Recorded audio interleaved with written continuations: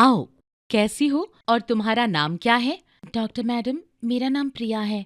आशा दीदी मुझे आपके पास लाईं, आपसे सलाह लेने के लिए। नमस्ते डॉक्टर मैडम। नमस्ते। प्रिया बैठो। बताओ, मैं तुम्हारी क्या मदद कर सकती हूँ? डॉक्टर, मैं तुम्हारी परिस्थिति समझ गई।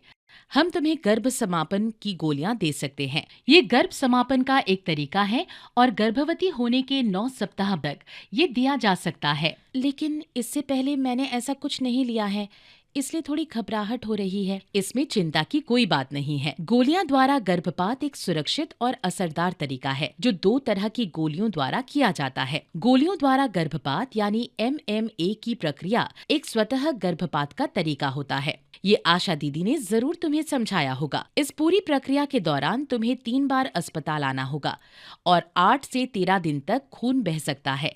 ऐसा होना सामान्य है। यदि किसी वजह से बहुत ज्यादा रक्तस्राव होता है या दवा लेने के बाद भी गर्भावस्था जारी रह जाती है, तो औजारों द्वारा गर्भ समापन करना पड़ सकता है।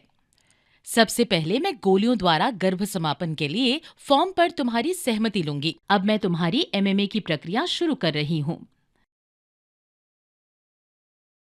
प्रिया, आज पहला दिन है और तुम्हें अभी पहली गोली लेनी है।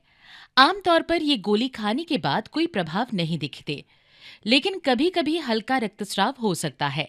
दोनों ही स्थितियां सामान्य हैं।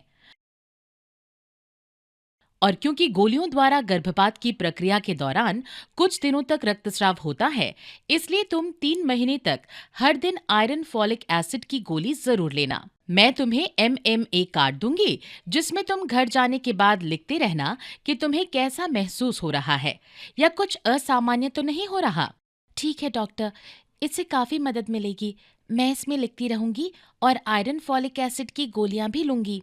प्रिया, एक बात हमेशा याद रखना है कि गर्भपात के बाद गर्भधारण की क्षमता जल्दी वापस आ जाती है और तुम इसी मासिक चक्र में फिर से गर्भवती हो सकती हो। इसलिए मैं तुम्हें गर्भ निरोध के उपाय इस्तेमाल करने की सलाह दूंगी, जो तुम्हें बार बार अनचाहे गर्भधारण से बचाएगा।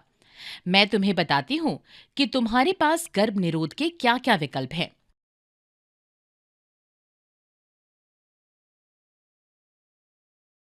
अब तुम्हें परसों मेरे पास वापस आना है, जब गोलियों का अगला सेट दिया जाएगा। तब तक